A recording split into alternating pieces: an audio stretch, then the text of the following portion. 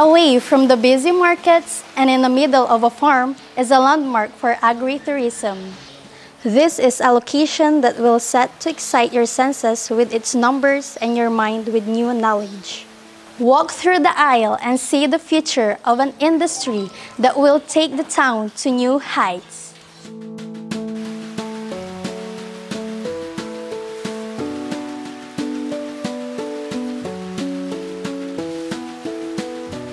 Dalawang beses po kami nagpapakain sa isang araw. Ang una pong sa madaling araw po, alas 5 po ng madaling araw, saka alas 6 po ng gabi.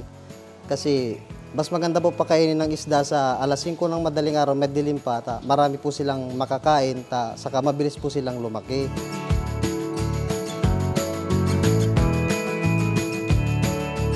Sa isang concrete, naglalaman po siya ng 10,000, may 8,000, may 20,000 po. Depende po sa laki po nila.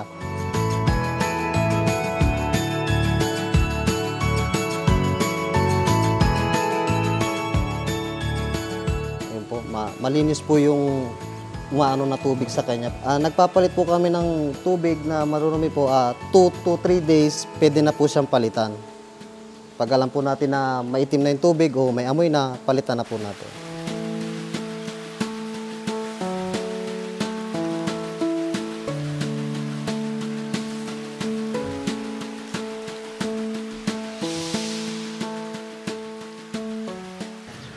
Maliban sa cultivations and educational tours, nagpo-produce din ang aqua farm na ito ng iba't ibang hito products tulad ng siomai, sisig, tinapa. Meron pang Spanish style, spicy, at adobo-flavored bottled hito.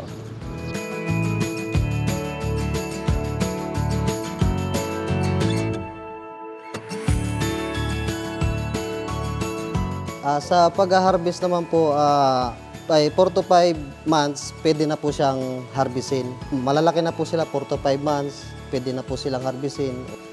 Hindi naman po siya mahirap alagaan.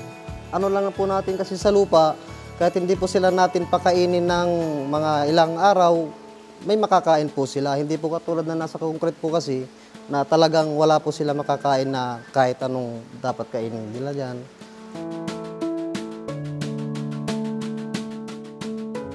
Nagsimula sa isang pangarap sa isang bakuran sa Dagupan noong 2021, lumago ang aqua farm into the country's leading catfish farm and processing plant. And with the newfound success, tumutulong sila through educational tours para sa mga entrepreneur at mga estudyante sa bawat bayan at mga karatig bayan at probinsya. Nakakatulong ang aqua farm sa turismo ng bayan. Ito rin ang kanilang paraan upang tumulong sa livelihood at sustainable food security sa bansa sa pamamagitan ng mga makabagong teknolohiya ng pag-aalaga at pag-produce. Kaya kung nais matuto at matikman ang produkto, i-contact lang ang Municipal Tourism Office for coordination.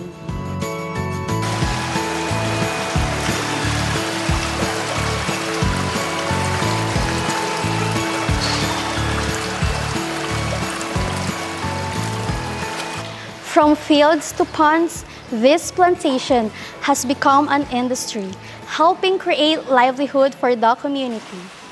Learn the science of cultivation and discover ways of making products out of catfishes. Indeed, Urbistando's tomorrow is bright as it continuously grows to become an agricultural capital.